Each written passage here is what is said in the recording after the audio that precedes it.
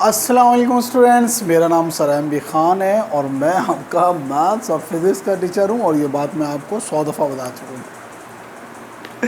मतलब मैं हर लेक्चर में अपने कहता हूँ, सही ना। तो बहरहाल मैं हूँ एम बी ख़ान, मोहम्मद बाबर ख़ान, और मैं आपको मैथ्स और फिज़िक्स पढ़ाता हूँ। तो हम आपको पढ़ा रहे हैं फ़िज़िक्स का लेक्चर है ये। और फिज़िक्स के अंदर जो है ना, वो आपको जो है प्रॉब्लम्स करा रहे हैं हम चैप्टर 3 के, अल्हम्दुलिल्लाह। तो तकरीबन तमाम एग्जाम्पल्स मैंने करा दी थी। लास्ट एग्जाम्पल मैंने कहा था कि कल कराऊंगा मैं आपको। बुक्स खोल लें, पेज नंबर 42 निकाल लें। अब ये एग्जाम्पल का नंबर आप डाल लीजिएगा, नंबर मैं भूल गया हूँ। पेज नंबर मैं आपको लिख देता हूँ यहाँ पे। पेज नंबर 42 खोल लें, सही ना। डेटा बनाएंगे, इंतहाई आसान होता है, सही ना। कहता है a ball is drop from a tower.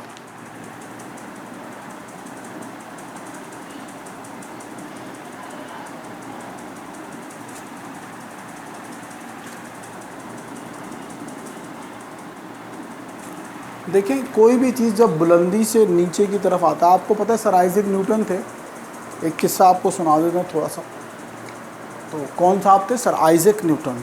Newton आपने पढ़ा ही होगा। तो ये इक्वेशन ऑफ मोशन भी न्यूटन साहब की मरहून मिन्नत है ना। तो ये दरख्त के नीचे बैठे हुए थे, पागल सा इंसान था, पढ़ा लिखा नहीं था ये। हकीकत बात बता रहा हूँ, पढ़ा लिखा नहीं। स्कूल से भी निकाल दिया था बेचारे को, इसका ये हाल था। लेकिन सोच रखता था, सोच थी इसकी। तो दरख्त के नीचे जाके बैठ गया, मजहूल सा इंसान था, दीवाना सा। मजाक कर, सही ना, आप कहीं संजीदा हो जाए। तो बहरहाल ये हकीकत है कि वो दरख्त के नीचे बैठ गया। तो अब सेब है, सेब बेचारा तो हमेशा ज़मीन पे ही गिरता है। तो एक सेब टूटा, सेब का दरख्त था, इसके सर पे आके गिरा, बड़ी ज़ोर से गिरा। इसने सेब उठाया दरख्त को। फिर इसने सोचा, यार ये जो सेब है ये नीचे ही क्यों गिरा? भाई ये ऐसे टूटा था ना, ये ऊपर क्यों नहीं गया? इसको किसी ने तोड़ के फेंका तो नहीं है? ये नीचे ही क्यों आता है सेब? तो वहाँ से इसने ग्रेविटी का कॉन्सेप्ट दिया कि ज़मीन के अंदर एक कशिश होती है जो हर चीज़ को क्या करती है, अपनी जानिब खींचती है। तो ग्रेविटी का जो है ना, इसने कॉन्सेप्ट निकाला। फिर और इसकी उसके ऊपर बहुत थॉरली हमारा ग्रेविटेशन है, चैप्टर है पूरा, सर्कुलर मोशन एंड ग्रेविटेशन। उसके अंदर हम थॉरली आपके साथ डिस्कस करेंगे कि क्या होती है ये ग्रेविटी और क्या नहीं होती। तो जब भी कोई चीज़ ज़मीन पे जाती है तो उसका एक्सेलरेशन इसने बता दिया। मतलब एक अंदाज़ा लगा लिया कि जब भी चाहे कोई बड़ी चीज़ हो, चाहे वो कोई छोटी चीज़ हो, सही ना, वो जो ज़मीन की तरफ आती है तो उसका अप्रॉक्सीमेटली जो एक्सेलरेशन होता है वो 10 मीटर पर सेकेंड स्क्वायर होता है। पहले 9.8 था, अब हम 10 कंसीडर कर लेते हैं। पहले 9.8 था, अब हम क्या कर लेते हैं, 10 ही कंसीडर कर लेते हैं कि भाई चलो 10 ही ले लिया। कितना होता है? 10 मीटर पर सेकेंड। और एक्सेलरेशन किस में कन्वर्ट हो जाता है? हम एक्सेलरेशन को स्मॉल जी, ग्रेविटी को किससे शो करते हैं? स्मॉल जी से शो करते हैं। अब यहाँ पे कहता है a ball is drop from a tower. आपने देखा तो ball, according to the sentence a ball, अब ये मैं बॉल पकड़ा हुआ हूँ, ड्रॉप फ्रॉम अ टावर, और मैं इसको, एक टावर बुलंदी है, टावर है, ऊंचाई की चीज़ है, उससे मैं छोड़ रहा हूँ। तो आप जब मुझे देख रहे हैं तो इसकी इनिशियल वेलोसिटी कितनी है? 0। अब देखें, कुछ भी नहीं दिया हुआ, 0 मीटर पर सेकेंड, क्योंकि अभी आज की रफ्तार पूछेंगे। सिर्फ एक सेंटेंस है, a ball is drop from a tower. एक गेंद को ऊंचाई से फेंका गया। तो आपको दिया हुआ कुछ भी नहीं है, मैथमेटिकली कोई नंबर नहीं है, लेकिन आपको पता है कि इसकी वी कितनी है? 0, और इसकी जो एक्सेलरेशन है वो कितना है? 10। क्लियर होगा मेरे बात? तो ये इस सवाल के अंदर जो मैंने कल छुड़वाया था, क्योंकि 3 एग्जाम्पल्स वैसे ही करा दी थी, तो फिर एक और हो गई थी, तो मैंने कहा कि इसको छुड़वा के कल थोड़ा चलो। तो ये इसकी थीम थी। समझ में आ गई आपकी बात? जब भी कोई चीज़ बुलंदी से गिरेगी, बॉल गिरेगा, पत्थर गिरेगा, ETC एक्सेट्रा, कुछ भी नीचे बुलंदी से जब नीचे आएगा तो वो क्या होगा, उसमें 2 चीज़ें, अगर आपके सामने वो फेंक रहा है, पकड़ के फेंक रहा है, ड्रॉप कर रहा है, तो वो क्या होगा, उसकी इनिशियल वेलोसिटी 0 होगी और उसका एक्सेलरेशन 10 मीटर पर सेकेंड होगा। बुक में 9.8 लेते हैं, लेकिन मैं बहरहाल 10 ही ले लेता हूँ। फिर कहता है it reach the ground in 10 second. कितने सेकंड में पहुँच रहा है? 10 सेकंड में पहुँच रहा है। Calculate the height of the tower. आपने अब हाइट, भाई ये बोर्ड की हाइट क्या है, ये ज़मीन से लेके बोर्ड तक का फासला नाप लो, वो इसकी हाइट होती है, सही ना। ऊंचाई पे जो भी की चीज़ होती है वो हाइट होती है। ऐसा आपको मालूम करना है। And the velocity which it hits the ground, और आपको वो वेलोसिटी मालूम करनी है जिससे आपका जो है वो ये जो है वो ग्राउंड से टकराया। तो आप जो है वो मालूम कर लेते हैं, बहुत आसान है, इसमें कोई साइंस नहीं है, रॉकेट साइंस नहीं है। तो वी एफ का फार्मूला आप सबको पता है, V F is equal to V I plus A T होता है, लेकिन क्योंकि यहाँ पे ग्रेविटी इन्वॉल्व है तो ए की जगह क्या लिख देंगे आप, जी टी लिख देंगे, सही मेरे बच्चे। वी एफ अपनी जगह पे रहा, वी आई कितना दिया हुआ है 0 प्लस जी कितना है आपका 10 है, टाइम कितना है आपका 10 है, तो वी एफ कितनी आ गई आपकी 0 प्लस 10 10 100, तो वी एफ इज इक्वल टू 100 मीटर पर सेकेंड, सही।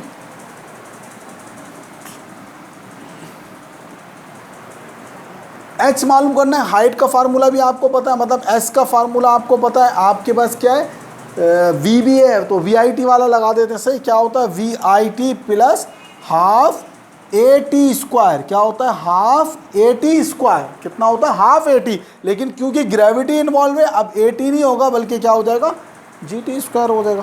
तो आप लिख लें भाई, H is equal to V I 0 है, टी आपका 10 है, प्लस 1/2 मल्टीप्लाई बाय जी आपका 10 है, और टी का स्क्वायर और 10 का स्क्वायर होगा, सही मेरे बच्चे।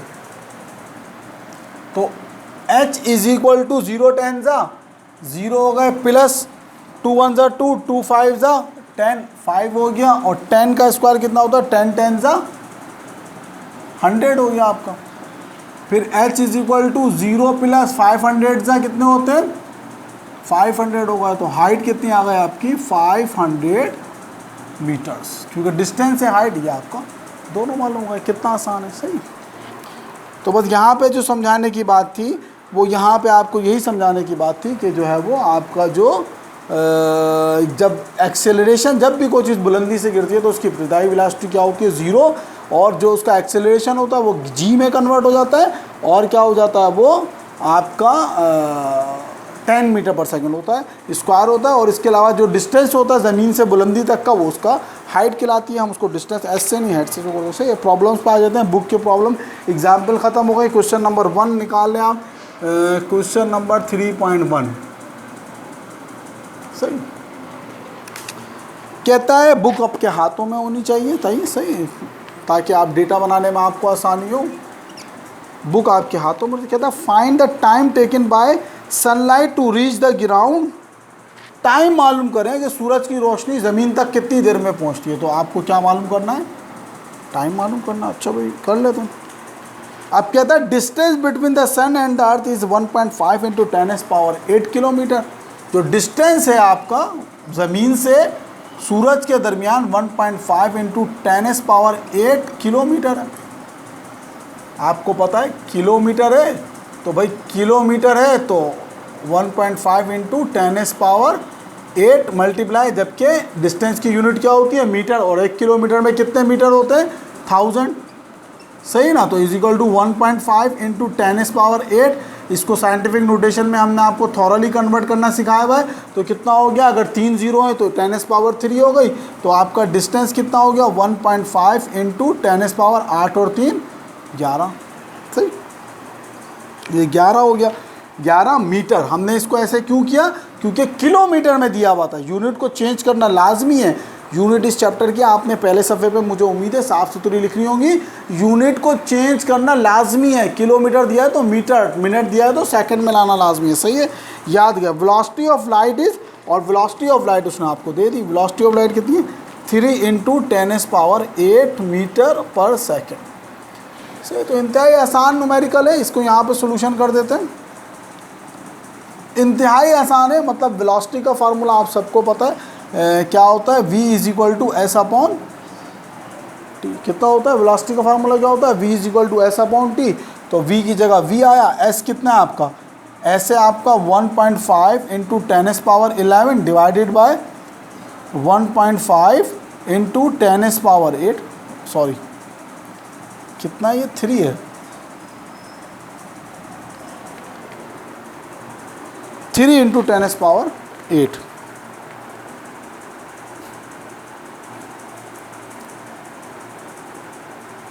सही। तो अब आप इसको मालूम कर लें, कोई ऐसी रॉकेट साइंस नहीं है भाई। वेलोसिटी इज इक्वल टू, अब 1.5 को कैलकुलेटर आज मैं अपने पास रख लिया मैंने, 1.5 को 3 से आप डिवाइड कर दें, 1.5 डिवाइडेड बाय 3 कितना आ गया, 0.5 आ गया, 0.5 और मल्टीप्लाई बाय, जब बेस सेम होती है और डिवाइड हो रहे होते हैं, हम एक्सपोनेंट पढ़ लें, चैप्टर 2 हमारा मैथ्स में मुकम्मल हो गया है। तो ये क्या होती है आपस में माइनस हो गई, 11 माइनस 8, तो वेलोसिटी कितनी हो गई इसकी 0.5 इंटू 10⁻11 में से 8 गए, कितने बचे, 11 में से 8 गए तो आपके बचे 3, 10⁻3 मीटर पर सेकेंड। तो ये आपका जो है वो इसका आंसर है। अब इसको आप चेंज करना चाहें, बुक वाला आंसर, सॉरी हम क्या मालूम कर रहे थे, ओहो हद है भाई, हमने क्या कर लिया देखें, जल्दी जल्दी के अंदर हमें तो टाइम मालूम करना था, हमने वेलोसिटी उठा के मालूम करना, हद है भाई, हद है हद अल्लाह माफ़ करे, बस वो गर्मी ज़्यादा है आज तो दिमाग में चल। तो क्या होता है वेलोसिटी का फार्मूला क्या होता है, एस अपॉन टी, तो टाइम का फार्मूला क्या हो जाएगा आपका, एस अपॉन वी हो जाएगा, क्या हो जाएगा, टाइम का फार्मूला आपका एस अपॉन वी हो जाएगा। तो फिर अब वही ये खामखाई के अंदर मैंने इसको जो है ना मिटा दिया, सिर्फ वी की जगह टी लिखना था, सही है। तो आप कर लें, तो आप टी लिख लें, तो एस वही आ गया आपका कितना है, 1.5 इंटू 10⁻11 डिवाइडेड बाई 3 इंटू 10⁻8, तो टाइम इज इक्वल टू कितना था, 0.5 इंटू 10⁻11 माइनस 8, तो time is equal to 0.5 into 10⁻3। अब इसको चलें आप कर ही रहे हैं, तो वैसे अगर आप यहाँ पे भी छोड़ देंगे तो इट्स ओके, 0.5 इंटू 10⁻, आपका 1000, तो t इज इक्वल टू कितना हो गया आपका, 1000 को आप 0.5 को 1000 से मल्टीप्लाई कर दें, मल्टीप्लाई बाय 1000, 500 सेकेंड, सही कितना है, 500 second, this is your answer, सही मेरे बच्चे, ये क्या आपका आंसर हो गया। अब बुक में आंसर कितना दिया हुआ है भाई, बुक में आंसर दिया हुआ है 8 मिनट 20 सेकेंड, सही ना। तो आप इसको 8 मिनट में चेंज करने की ज़रूरत नहीं है, ये बुक वाले तो पागल हैं। आपको जो जनरल जो स्टैंडर्ड यूनिट है आंसर हमेशा उसी में लाना होता है, आपको बुक का आंसर बनाने की ज़रूरत कतई तौर पे नहीं है। जो स्टैंडर्ड यूनिट है आपकी टाइम की, सेकंड में आंसर आ गया, बोर्ड में आपके पास बुक वाला आंसर नहीं होगा कि आप इसको चेंज करते फिरें, सही है मेरे बच्चे। तो उम्मीद है कि ये सवाल आपकी समझ में आया होगा। कोशिश करते हैं आज 3-4 सवाल और कराएं आपको, सही। टाइम में देख लूँ कितना हो गया, 13 मिनट है, देखते हैं कितने न्यूमेरिकल होते हैं। 20 मिनट से ज़्यादा का लेक्चर इसलिए नहीं बनाता, फिर वो अपलोड होने में बहुत ज़्यादा टाइम ले लेता है, सही है। दूसरा सवाल देख लेते हैं, क्वेश्चन नंबर 3.2, डेटा बना लेते हैं। कहता है एक शख्स है, a person hears the echo, echo पता है आपको गूंज, जब पहाड़ी इलाकों में जो बच्चे रिहाइश पजीर हैं, अब आप अपना नाम लेते हैं तो वो गूंजता है, पहाड़ों से टकरा के वापस आता है। कहता है of his sound from a distance hill after 2 second, सही ना। तो कहता है वो टकरा के आपकी आवाज़ पहाड़ी से टकरा कर वापिस आई 2 सेकंड में। पूरा सवाल पढ़ते हैं फिर समझ में आएगा। How far away is the person from the हिल, वो शख्स पहाड़ी से कितनी दूर था, हिल माने पहाड़ी। If the speed of sound is 330 metre per second, सही ना। तो अब देख लें, सबसे पहले 2 सेकेंड है, तो इस सवाल में आप गलती क्या करेंगे, टाइम को 2 सेकेंड लिख देंगे। नहीं, 2 सेकेंड नहीं, आप लिखेंगे, आप इसको लिखेंगे, कह रहा है a person hears the echo of his own sound from a distance hill after 2, how far away is the person from the hill. आपने ये बताना है कि वो शख्स, क्या बताना है आपने, डिस्टेंस बताना है, हाउ फार कितनी दूर है वो शख्स। आपने ये बताना है कि अगर मैं हूँ और पहाड़ी वहाँ पर है तो मेरा पहाड़ी से फासला कितना है। देखिए जो इको गूंज गई वो मेरे मुंह से निकली, उस पहाड़ी से टकराई और वापस आई, तो 2 सेकंड लिए, 1 सेकंड जाने का, 1 सेकंड आने का। तो मुझे 2 सेकंड नहीं कंज्यूम करना है टाइम, यहाँ पे मुझे टाइम कितना कंज्यूम करना है, 1 सेकंड करना है, सही। ये बस यहाँ पे बच्चे क्या करेंगे, इसको टाइम को 2 सेकंड लिख देंगे, तो यही उनकी सबसे बड़ी गलती होगी।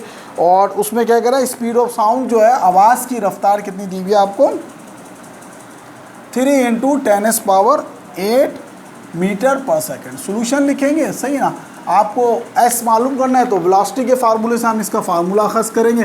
v is equal to S upon T, तो s is equal to T इधर डिवाइड हो रहा था, v t हो गया, s की जगह s आया, v कितना है आपका 3 इंटू 10⁸ मल्टीप्लाई बाय t कितना है आपका 1, तो डिस्टेंस कितना आ गया 3 इंटू 10⁸ मीटर्स।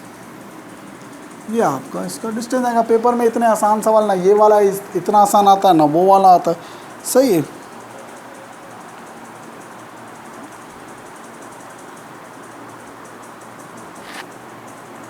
हाँ? ये तो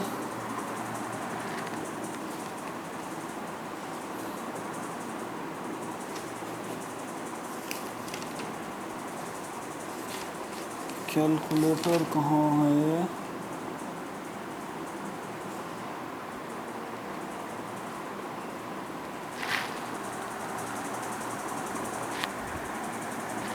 बस आज कुछ ज़्यादा ही मेरा दिमाग चल रहा है। ये मैंने जो इसकी जो वेलोसिटी है वो मैंने पहले वाले सवाल की लिख दी।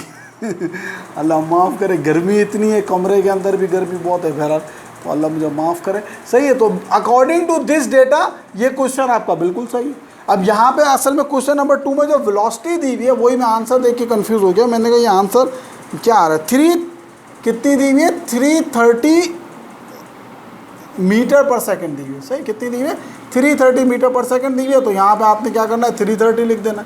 सही, कुछ भी दी हुई हो वेलोसिटी तो वो आपका कितना आ जाएगा 330 मीटर आंसर आएगा। सही, तो उम्मीद है कि कंफ्यूज आप नहीं होंगे, क्योंकि ये सिर्फ जो है वो मैंने पहले वाले सवाल की वेलोसिटी लिख दी थी। तो इतनी बड़ी तो बुक है ये, उठा के रखो।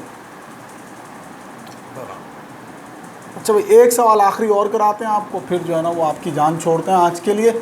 सही है ना, कोशिश करेंगे ये सवाल खुद से करने की कोशिश करें, आगे वाले सवाल। सही है बेटा, आगे वाले सवाल खुद से करेंगे ना तो उससे आपको ये फ़ायदा होगा कि आपको पता चल जाएगा कि आपको न्यूमेरिकल आ रहे नहीं आ रहे। देखें, जिस बच्चे की चैप्टर अच्छी तरह समझ में आ गया वो न्यूमेरिकल सारे खुद कर लेता है।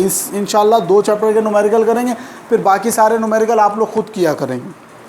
कहते हैं a car moving with a velocity of 36 kilometre. सही ना, क्वेश्चन नंबर 3.3 है। कहता है एक कार 36 किलोमीटर पर आवर की रफ्तार से चले पड़ी है।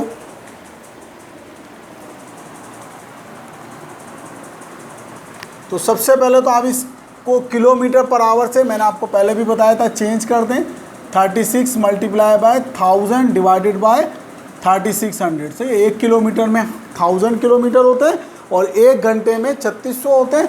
तो ये कैंसिल हो गया आपका, 36 एकम 36, 36 एकम 36, 10 1 10 मीटर पर सेकेंड आ गया। A car is moving with a velocity is about to rest in 5 second. वो रुक गई, तो रुक गई तो इसका मतलब है क्या हुई, VF कितनी हो गई इसको 0 मीटर पर सेकेंड हो गई। इन 5 सेकेंड है तो टाइम कितना हो गया आपका 5 सेकेंड हो गया। सही ना। Calculate the deceleration acceleration negative, इसका मतलब है आपका एक्सेलरेशन आपका आएगा। एक्सेलरेशन का फार्मूला आप सबको पता है क्या होता है, VF minus VI upon T. क्या फार्मूला होता है, VF minus VI upon T होता है। तो वैल्यू पुट कर दे भाई, A is equal to VF कितना है आपका 0 माइनस VI कितना है 10 और T कितना है 5। तो A is equal to 0 minus 10 upon 0 में से 10 गए तो माइनस के 10 अपॉन 5, 5 1 ज़ा 5, 5 2 ज़ा 10। तो A is equal to minus के 2 metre per second square. This is your answer. Book में भी 2 मीटर पर सेकेंड स्क्वायर ही आ रहा है। सही है बेटा, तो मेरे ख्याल में आज के लिए 20 मिनट आपके हो गए अल्हम्दुलिल्लाह। तो मेरे ख्याल में आज के लिए इतना ही काफ़ी है। सही, तो ये आपके मैंने 2 ये करा दिया, एक एग्ज़ाम 3 ये करा दिया और एक एग्जाम्पल करा दिए। सही, तो ये 4 न्यूमेरिकल काफ़ी है। देखिए, न्यूमेरिकल को समझना, उसकी थीम समझना, फिर उसके मुताबिक उसको हल करना, और सबसे बड़ी बात कि पेपर में आपने खुद समझना होगा। अंग्रेज़ी ज़बान आपकी थोड़ी सी अच्छी होनी चाहिए, क्योंकि अंग्रेज़ी ज़बान में होता है, लेकिन हमें ये एडवांटेज होता है कि जो बोर्ड का पेपर होता है उसमें सामने उर्दू में भी लिखा होता है, तो हम उसको समझ ही लेते हैं। सही, मुफ्त के नंबर हैं। आपका जो पेपर पैटर्न है वो सेक्शन बी अब 2 हिस्सों में आता है। आपका जो लास्ट ईयर जो पेपर पैटर्न था वो मैट्रिक वालों को तो वही फॉलो होगा, 9th वाले का पेपर पैटर्न आएगा अभी। तो क्या होता है उसके अंदर आपके 20 नंबर थ्योरी के होते हैं शॉर्ट क्वेश्चन आंसर के, और 20 नंबर न्यूमेरिकल। लाइन के लास्ट भी 5 न्यूमेरिकल आपने करने ही करने होते हैं। तो बहुत आसान है, मुफ्त के 20 नंबर हैं। आप यकीन करें कि 65 मार्क्स आपके बनते हैं। आप चलें छोड़े, बाद में बताऊंगा, खामखा मैं अभी से आप पढ़ना लिखना छोड़ देंगे। सही, तो समझ में आ गया स्टूडेंट, इंशाल्लाह उम्मीद है कि समझ में आया होगा। अपना बहुत ज़्यादा ख्याल रखिएगा। अल्लाह हाफिज़।